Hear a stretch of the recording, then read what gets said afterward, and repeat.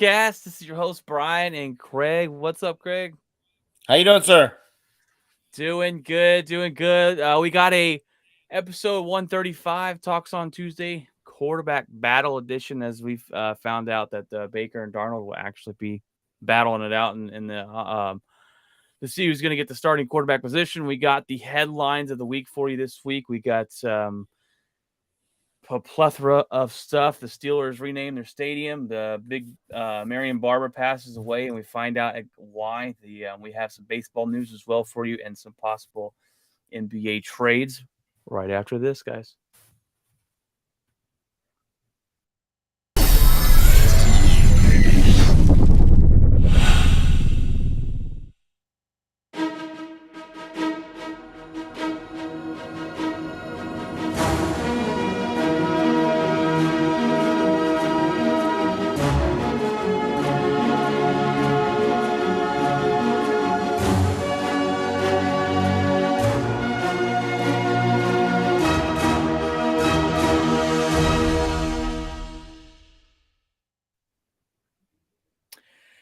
Hey guys, welcome in. It's the Outspoken Sportscast here. We just did our intro video. We got the headlines of the week for you. Quarterback battle edition here, episode 135.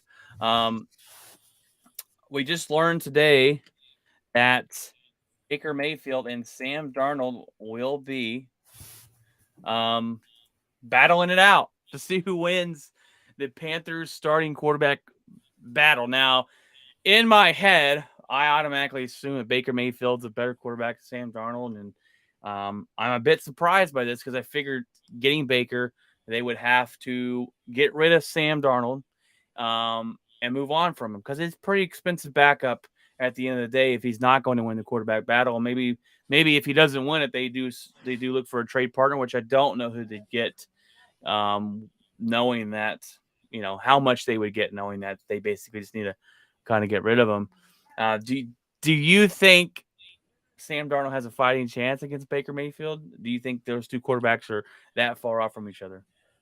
They're definitely that far off from each other. It definitely just surprises me that you go make the trade and then not automatically just give the guy the keys to the car. I mean, you gave up stuff for him and you bartered it to where Cleveland pays $10 million of his salary to help your salary cap deal, and so you could get off the hook of the Darnold money and have a better quarterback. I mean, it just to me doesn't, unless they feel that they owe Darnold something. But if I'm the head coach whose job's on the line, I'm like, nope, we're going with Baker. That gives me the best shot to win. But I mean, it doesn't make sense to me. I think Baker will ultimately win it out. Hopefully, he's completely healthy after his shoulder injuries last year, and maybe that's the one thing they don't know for sure, right? And maybe they don't want to be like the Browns and they want to have that secure backup. The Browns have got Jacoby Brissett, and I don't know who else, but yeah, I think Baker's heavy favorite. Unless he doesn't pick up that playbook well enough. I think that's Sam Darnold's only advantage is that he knows the playbook. He knows what they're going to be running. So it's going to be interesting. Unless did they get a new offensive coordinator that you know? Because he brought in the LSU's offensive coordinator, and I can't think of his name. Is when they won the championship there at LSU, and he brought him in. But I think he might have been fired already because I think they're going with a whole new staff this season, other than the head coach, if I'm not mistaken. So maybe they both got to learn a new playbook, and maybe it's not the same offense. But I could be wrong. Yeah, they got Joe Brady from the Buffalo Bills. Okay. Yeah, it's a whole new offense. Maybe it's similar. Maybe it's not. So I was thinking. They fired Brady. I thought Ben McAdoo, that's who it is. McAdoo is the OC there now. And that's not McAdoo, good. if you go back to when they drafted him, McAdoo told everybody that they didn't draft Baker because he wasn't any good. So here's your offensive coordinator in Carolina. They trade for the guy, and the offensive coordinator in Carolina doesn't think the guy they traded for is worth peanuts, or you know? or his wide receivers gonna be throwing the ball too. So Right? Yeah. you got two non-believers there in Baker Mayfield, and that's gonna be an interesting locker room, um, especially with how cocky Baker can get. So look, I hope to see Baker win this position. I hope to see his cockiness come out game one because they faced the Browns game one. I hope he's over there grabbing his crotch against Cleveland. I Oh, wonder, will Baker Mayfield get booed when he goes back to Cleveland? I think so. I think the way he left, he didn't leave on good terms, and especially with what's going on with Deshaun, when you tell the team, "No, you gave up on me. I'm not helping you through this. I'm not gonna," because he had two ways to handle the situation. Right. He could have gone back to Cleveland and I mean, not necessarily to beat Deshaun out, but he knows he's going to get suspended. He goes back to Cleveland and signs his own paycheck, and basically leads Cleveland to a playoff spot, or leads Cleveland to 7 or 8 wins while Deshaun's suspended, and can write his own paycheck for next year.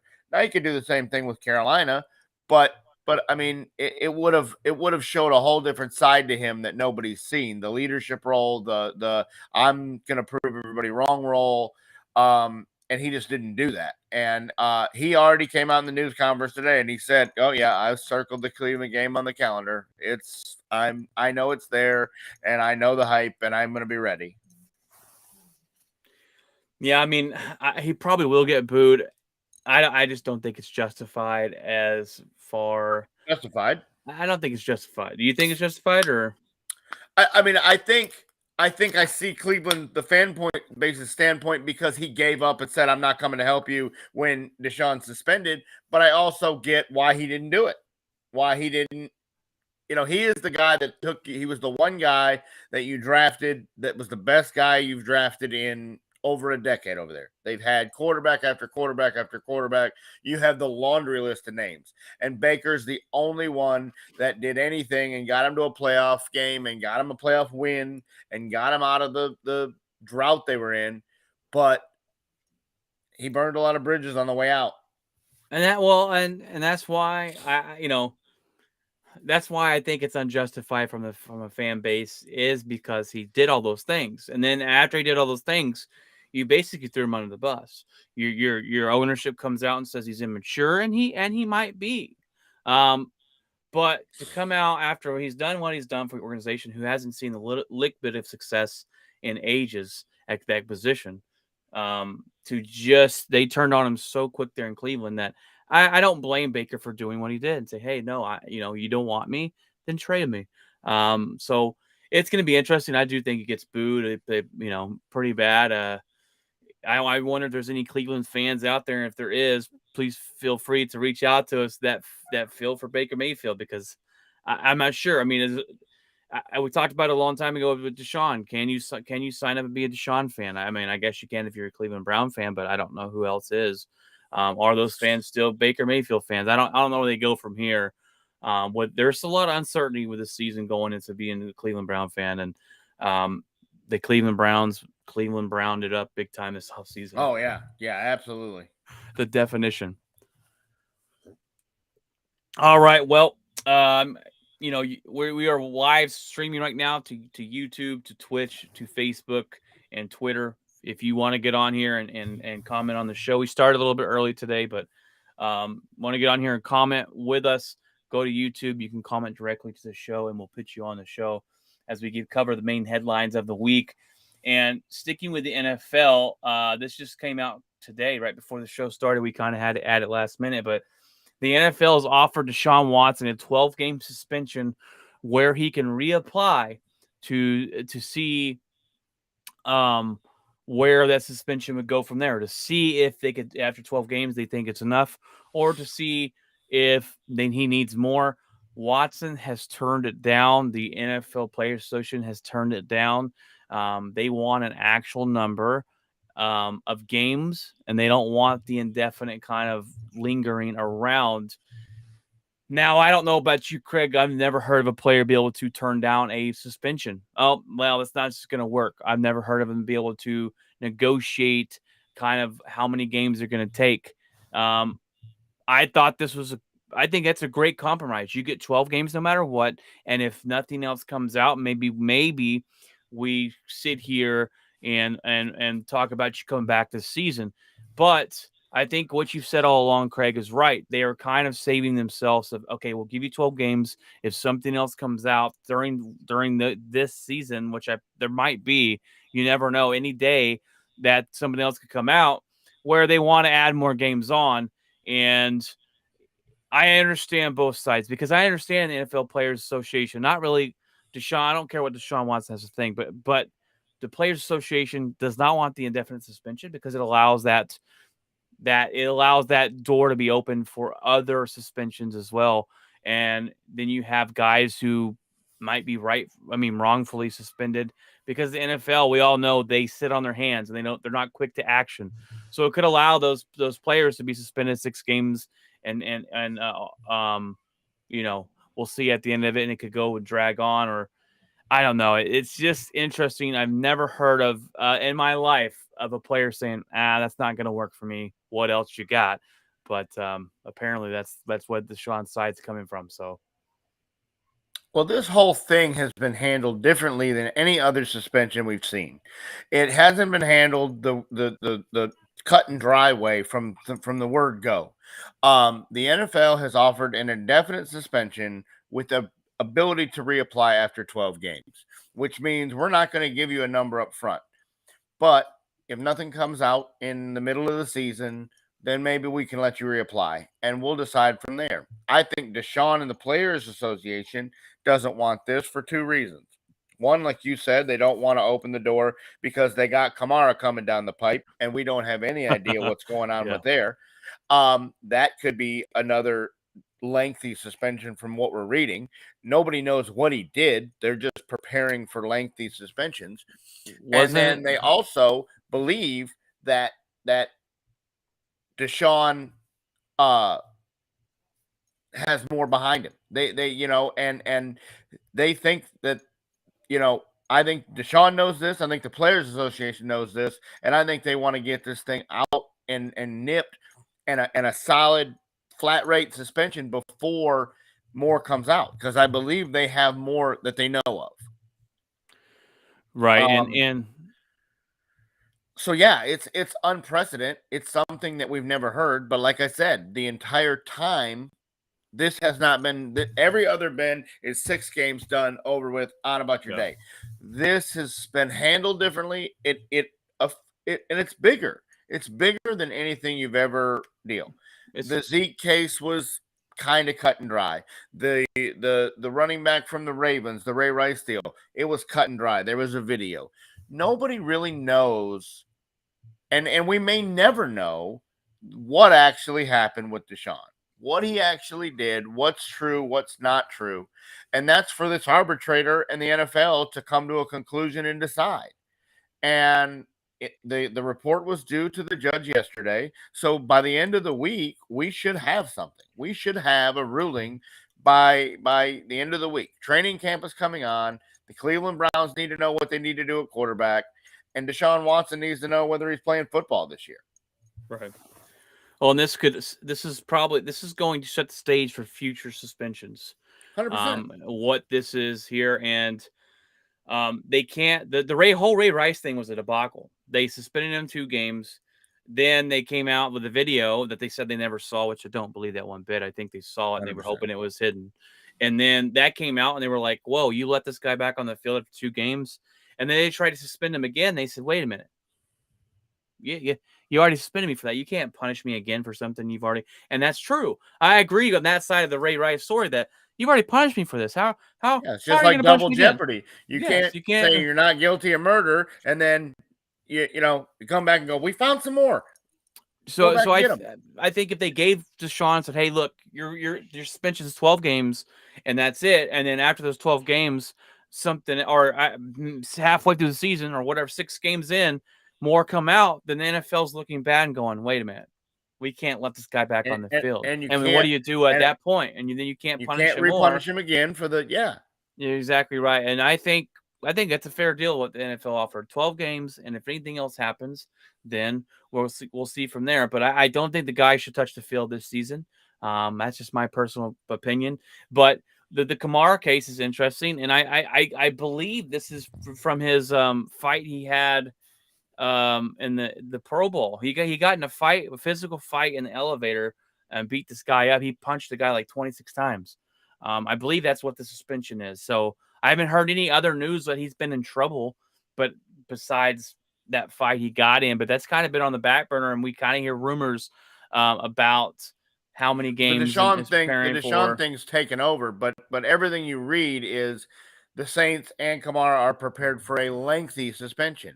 And I mean, what's lengthy? Do they? I mean, are we? Yeah. Is this the new standard? Is I think this is what the Players Association is trying to avoid: is these open-ended, lengthy. Right.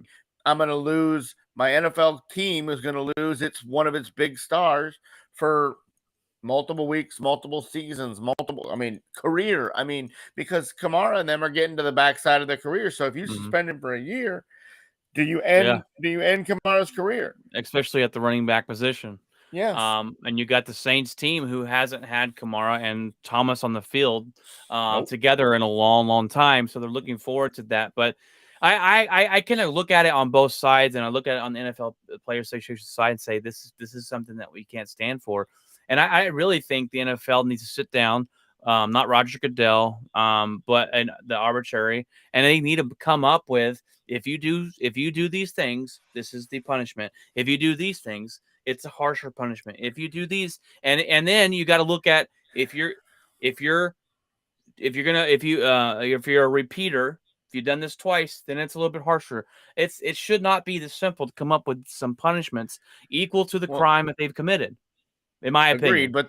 Agreed. But the problem is what they're living by is these CBAs that they've signed. They've gone in and they've agreed to rules. So now you can't go and circumvent the CBA.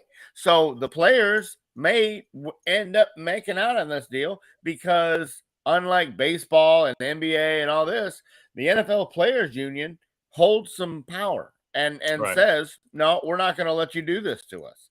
And they're the only ones that do. I mean, baseball gets railroaded into whatever they want. The NBA seems to sign whatever deal. Hockey signs whatever deal. The NFL players are just like, we're just not going to come to work. And could you imagine a work stoppage in the NFL? The NFL owners will never allow that. So they cave into these players and don't get to stronghold them like the other leagues do. And I think that's what they've done. They're living by, they know they have the CBA in their back pocket that they just signed. I think that's what the Players Association and Watson are hoping for, is that the CBA bails them out. Right. And definitely could see that happening. And this is something going forward they need to work on in a CBA in the future, going towards what we need to figure out. They did in this one by taking the power away directly, the whole judge, jury, executioner from Goodell. They brought the arbitrator in, but they didn't see a situation like Watson's or Kamara's or something coming. They were hoping these guys would not have these situations. Yeah. And here we got two of them in the one season. So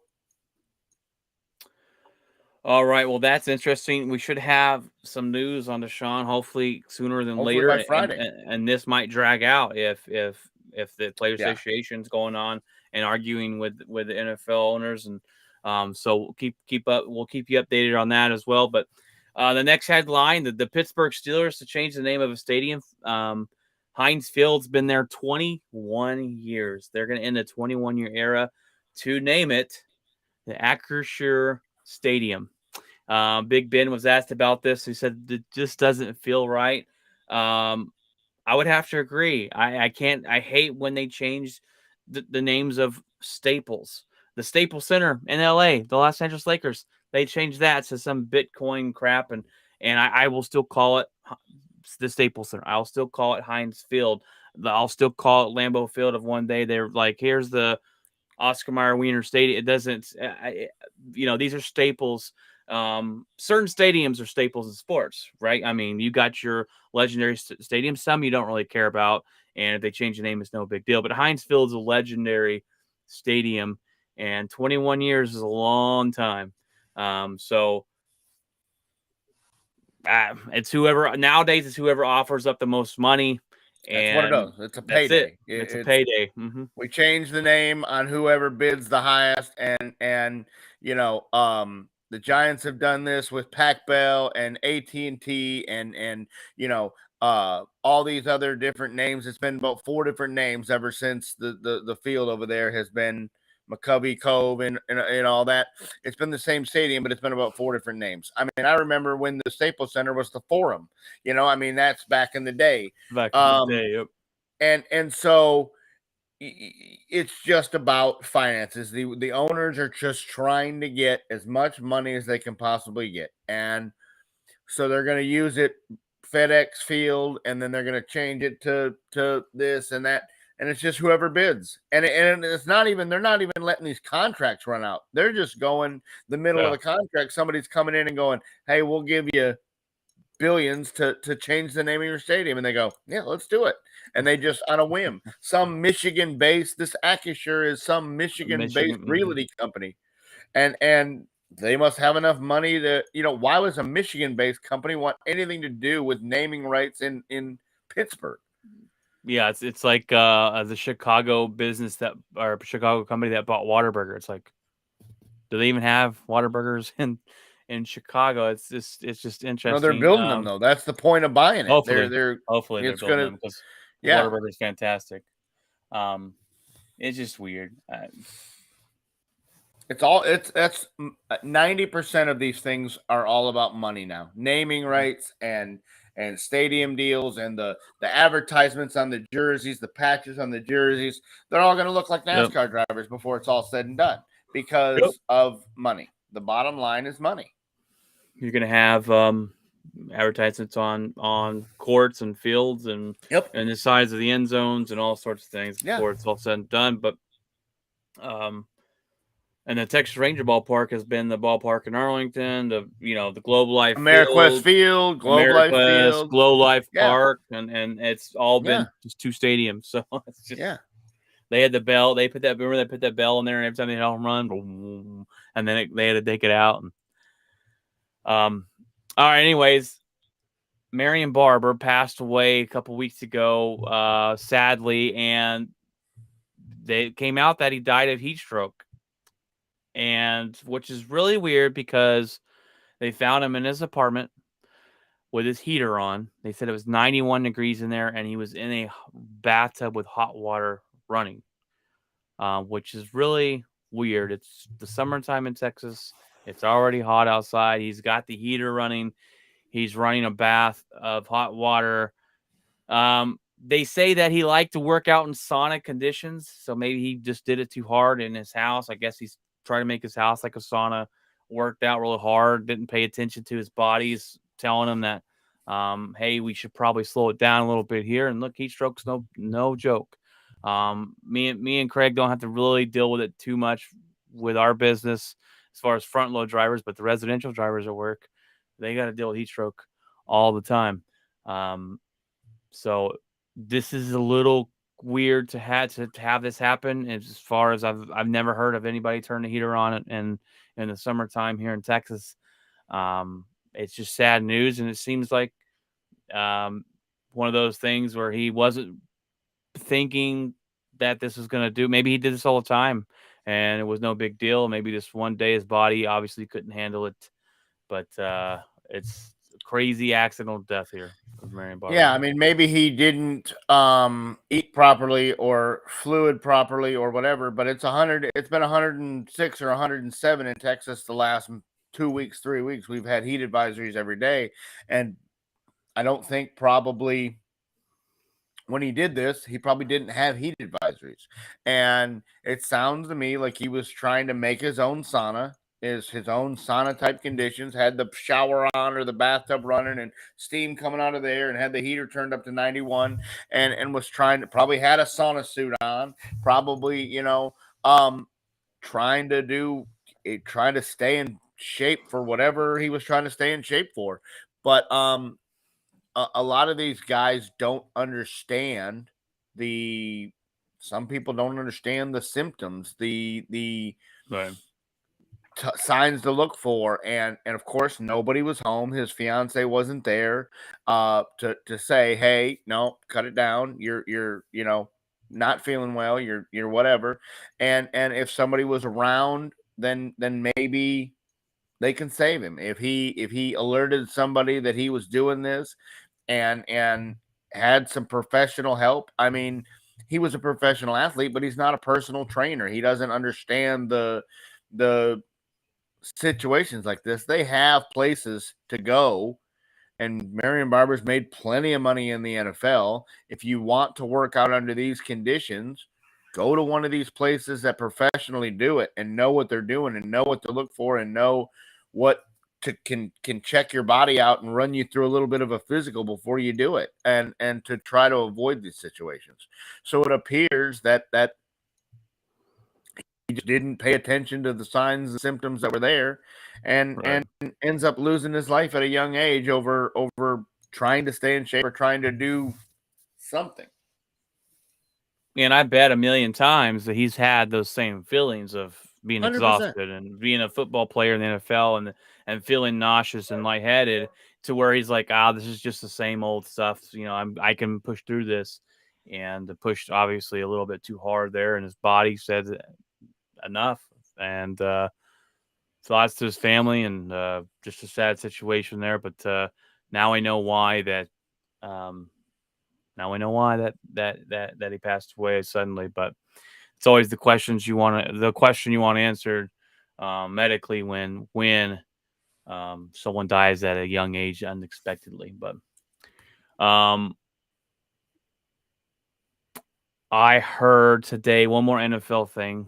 I didn't put it in here, Craig. I saw that the judge has ruled in the Henry Ruggs case that his alcohol blood level will be able to be used in the court against him, and they were trying to get that thrown out, but that has everything to do with why you did what you did. Alcohol is a very serious liquid, very serious thing to take seriously, and he made a horrible judgment call, and got behind a wheel and drove over 100 miles per hour, crashed in the back of a vehicle, killing a young lady and her dog, I believe, and caused a sad storm for that family. And look, he deserves to get punished and have the book thrown at him. And this will do that, because without this evidence, they could have gotten a lot of things thrown out. There could have been my guy he had some cough syrup, he had this, it wasn't the alcohol, it was the argument with his fiance, it was this, it was that. That was what they were trying to eliminate, was that he was I'm sure the blood alcohol level is going to come back astronomical. From what you heard from the videos you saw at Top Golf, it appears that there was a lot of alcohol consumed that evening in a very short period of time directly before. There wasn't hours between the consumption of the alcohol and the driving of the vehicle. It was directly after. And all that plays into it. And all that has to be told. Oh, definitely. I'm glad the judge allowed that to be in there, because all that has to be told, or else the true verdict and the true justice of the story doesn't get told. Exactly. And I don't even know why that would even be a thing, to be able to throw that out. It'd be like, no, this is evidence. Because the defense attorney is trying to do. Yeah. Well, I know that's their job. They're trying to do their job and help their client the best they can. It's a terrible, thoughtless job. I mean, from our standpoint, if it was our family member, you wouldn't want the defense attorney to throw it out. But I guess if you were Henry Ruggs, you'd be like, yeah, let's try to get as much as you can stricken, and so you see both sides of it. But I mean, the bottom line is this guy is never going to see the NFL again, and maybe a very good possibility he never sees the light of day again. And the thing of it is this whole time he's been living on house arrest with an ankle monitor, getting to live his own life. And so if I'm the parents or the family of this girl, I'm going, this guy's not even in a jail cell, and our daughter is we can't ever have that conversation with her again. We can't ever see her again. We can't ever talk to her again. And this guy gets to have his family over and have Thanksgiving as long as he doesn't leave his apartment or house. Yep. To me, that doesn't make sense. Oh, yeah, definitely not fair at all there. But I'm glad that that's ruled in, and we'll see what his punishment is. But I'm pretty sure he'll be in prison for hopefully a really long time. Yeah. Going into baseball here, but we're coming up to the All-Star game, All-Star break, All-Star weekend with the home run derby and everything like that. Interesting stuff here. The Dodger Stadium workers threaten to strike at any time. The All-Star game is at Dodger Stadium. It's the first time they've hosted it in over 25 years or longer, maybe longer than that. It's July 19th. That would be a huge hit if no workers showed up. No one there to work the events, the concessions. Now there's no list. I've read through this article. There's no list of demands to exactly what they want. They just want to strike a fair new union contract with the Chicago-based Levy Restaurant Group, who hires about 1,500 employees for Dodger Stadiums. That includes all your concession workers, your bartenders, anybody like that. So that'd be interesting if we're going into All-Star Weekend where they're looking to have a massive crowd, and then they show up and there's no one to work the stadium. There's no how you going to serve food. You would lose out on millions of dollars in food sales and beer sales and different things like that. So I guess they don't think they're being properly paid or properly treated. I don't know. But that's what it kind of seems like to me. And they kind of start saying, hey, we're going to use this leverage against you at a very important time for MLB to make a lot of money that weekend. So I have never worked for a stadium. I don't know how they're treated, how much they get paid. But it's pretty interesting that popped out. And I was like, oh, wow, I've never heard about this before. So we'll see. The timing of it's epic. I mean, whoever's leading the concession workers and the ticket takers and all this, whoever's leading this battle picked a amazing time to do this, because I'm going to tell you right now, if there's even a thought process that they won't have workers to cover this many fans and be able to do this, they're going to get whatever they want, because at this point, being July 12th, it's too late to move the game to a different venue. So the only other outside thing you could possibly do as a Dodger Stadium or as whoever runs this venue or whatever is go hire more people that are willing to work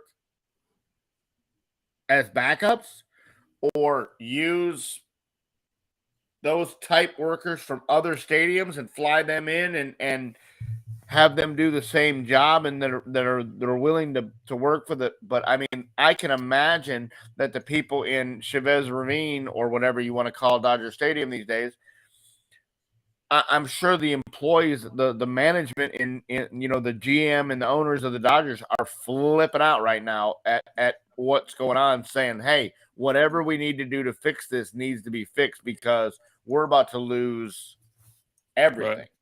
Well, and it doesn't only affect the All-Star game. You got to think about the Dodger homestand. Huh? Dodgers have a 4-game homestand right after this, and they could sit out the All-Star weekend, the whole series. They could sit out the rest of the year, and also we would have the owner group that you would have the owner of the Dodgers down there serving out hot dogs. Because he's got to figure he's got to pay these guys somehow, and the concessions and all that, pay these payrolls. And if they lose all on this money, it could really affect the whole Dodgers organization for years to come. Exactly. So why don't you go ahead and talk about the next headline, since you are the one that popped that up last second there. I'll give you the talk there. It appears that the Phoenix Suns or the Indiana Pacers are close to either giving DeAndre Ayton a offer sheet, which that could force Phoenix's hand to match the deal, which it's pretty well public knowledge that they're not going to if Indiana offers them what they think they're going to offer him, or if Phoenix doesn't just want to lose him outright and wants to get something for him. Indiana is willing to do a sign and trade with Miles Turner, it looks like, maybe another guy or two. The NBA is basically just money for money. The money matches, then you could swap. So it might be 2 for 1. It might be a draft pick. It might be whatever. But it looks like by the end of the week that DeAndre Ayton will be an Indiana Pacer, and this to me is Phoenix losing out huge. I mean, I understand Miles Turner, if they do the sign and trade part of it, Miles Turner's a applicable piece, but he's not DeAndre Ayton. No. I mean, here's a guy in Ayton that up until game 3 or 4 owned the Mavericks and owned the first series of the playoffs, and it looked like he was going to have a career playoff, and then all of a sudden, I don't know if he found out the contract was going south or they weren't going to offer him money or whatever. But as soon as the Mavericks eliminated Phoenix, DeAndre Ayton made public statements that were like, I'm out. I'm done here. Unless you offer me a max deal, I'm completely done here. And that appears that the Phoenix Suns are not going to do that. And so Indiana is trying. I mean, if Indiana gets DeAndre Ayton, the East is now, I mean, you got the Timberwolves making their trade for Gobert. You've got Indiana making the trade for Ayton. You got Detroit signing 2 rookies, and they still are offering. They still plan. They must have found out something with this domestic deal because they still are going to offer that Miles Bridges a max deal. It sounds like in the upcoming days. The East has just become a whole lot stronger, and the West has become. I mean, Phoenix is not the team they were. They're not the 1 seed Nope. if you lose Ayton and swap him with Turner, in my unless opinion. they get Kevin Durant, and then Maybe. But you're losing out by letting Ayton walk. To me, Ayton's a huge piece you would use to get Durant. Yeah, definitely. Well, I think the West. You're not going to give up on on Booker. You know, I think. Oh no, you're not going to give up. You're not going to give Booker up. Definitely not. Unless you use Turner, take Turner in the sign and trade, and then trade Turner to Brooklyn. the Nets, or Brooklyn. The East. Look, if they get Ayton, the Pacers. I always thought that the Pacers. They've had decent talent. They're solid now. They're solid. So maybe he can go there and work with a good coach. But it's interesting. I think the Suns are out on Ayton unless he wants to take a pay cut. It appears that way. It appears there. Ayton's no talks. No, we're going to sign him to whatever we want. We're going to match whatever there's been no talk of that at all. Yeah, and Ayton is interesting. We got on here and we questioned his toughness and his dog. We questioned his dog in him to want to get the job done. He's a good player. I just don't know if the Suns, maybe they see what we see and they don't want to give him a max contract if they think he's not going to work out there in Phoenix. It's interesting. I'm surprised that a different team, like someone that's more of a contender than the Indiana Pacers, aren't calling him up and saying, hey, let me have this guy. But when you talk about strength in East and West, the West is pretty strong. The Lakers will fall off unless they get Kyrie Irving, which a report came out today that the Lakers are unwilling to give multiple first-round picks for the Kyrie Irving trade. So I think that might fall through. I'm not sure if that's going to work. And if the Lakers don't get Kyrie Irving, they're basically dead in the water unless Anthony Davis can play all season long. Then this team has gotten weaker. But you look at the Timberwolves should be pretty dang good this year. Memphis Grizzlies will probably fall off a little bit. I think they're going to be pretty good as well, still in the top 5. Dallas Mavericks may have gotten better. We'll see. But NBA is looking to shape up to have some competition on both sides of the East and West, which is always fantastic. The East will not be the cakewalk that it has been for the last several years. Right. You'll have Miami. You'll have Milwaukee. You'll have Toronto will be better. I mean, they were all young this year. Philadelphia, Indiana, if they get Ayton, Detroit.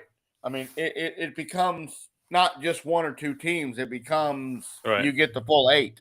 And so I am just shocked at how quickly I mean Ayton went from being the guy that was going to be built around him and Booker were going to be the future of the team, and now all of a sudden in a one playoff time frame, Phoenix has just become out on him.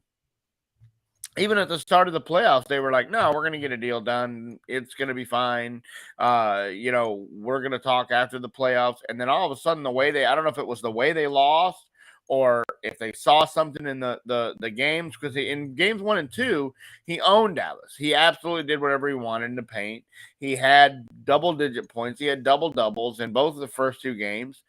He basically just owned it. And I came on here and said, Ayton's about to take over and maybe be the MVP of the series. And all of a sudden, he just disappeared. So I don't know if after games 1 and 2, he went to them and said, I want a max deal because this is what I do. This is what I can bring to the table. And did he jump the gun and go to the Suns in the middle of the playoffs and they didn't like that? I don't have any idea. But all of a sudden, in the middle of the playoffs, it was like the two sides just split. They switched arms as fast as the Browns did on Baker Mayfield. Yeah. Sorry, I did some breaking news here in the NFL that I was trying to get to. The Patriots trade wide receiver N'Keal Harry to the Bears for a 2024 7th-round pick. N'Keal Harry was wanted out of New England, so they traded him away for a 7th-round pick to the Bears. Of peanuts for nothing.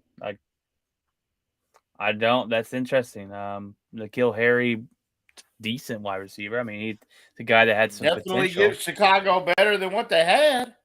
Oh yeah, Chicago had dog crap for wide receivers. Had the worst wide receiver crew in football, according to Pro Football Focus or whatever that list was. Right, and they still have the worst. I don't. This doesn't make them that great. And Green Bay was at number 31, right in front of them. But it's interesting. I don't know why he would want out. Maybe he doesn't feel like he's. Maybe him and Mac don't have the click. Maybe Mac Jones, has a rapport with a different wide receiver, and he doesn't think he's going to get the touches. I don't know, or Belichick and him don't get along. There could be a lot of reasons to want out of New England. But man, a 7th-round pick, you'd have liked to think Harry would have gotten a 3 or a 4. I mean, not. I mean, 7's pretty much Mr. Irrelevant. I mean that's That's just the hey you want. That's just the hey you want out. Okay, well then get out. We don't care about what we get back. No, that pick means nothing. It's a great pickup for Chicago. I mean, shoot, Green Bay. I wish they had gave him a 7th-round pick for that. Yeah, so interesting. Anybody could have done that. It just broke. Dallas is looking for wide receiver help. Green Bay, Chicago. I mean, wow, that's desperate for some wide receivers. So that's a great move for Chicago. Definitely, unfortunately, but I still think they need a quarterback. But I think the quarterback needs time. I don't know. I don't think we really know how good he is. I've never been an Ohio State quarterback fan, so I'm not. Let's not think that I'm dying on that hill. Craig's going out for the MVP for Justin Fields this year. So no, 100% not. But I think he's probably better than the trash that everybody says he is. I just think that was such a. We got to give him time, and he's got no one around him. That's what I'm saying. That was such a reclamation project that he came into. It wasn't like he came into Mac Jones where he had a nucleus around him. And they got worse. The poor kid up in the Jets.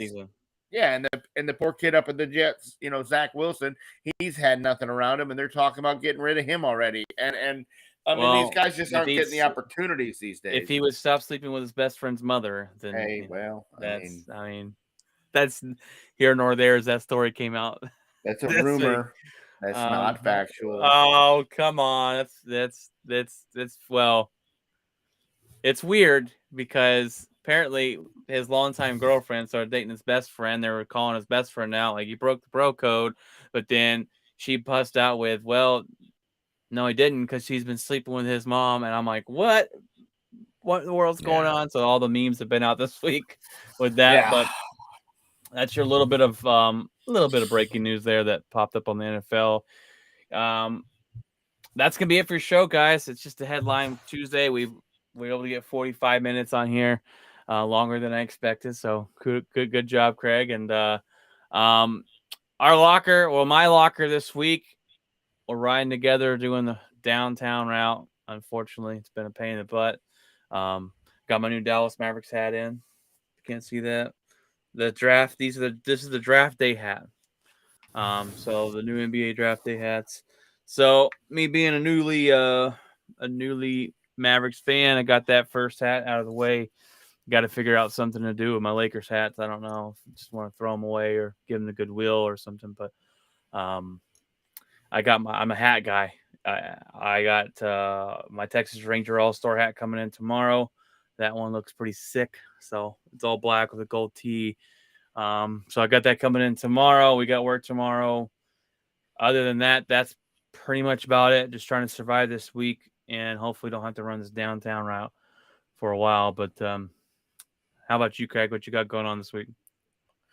Well, I mean, we're looking forward to the All-Star game. That's next week, but I look forward to the home run derby. And you look at Lonzo, can he have a three-peat? That's really, in these type of things, doesn't really happen very often.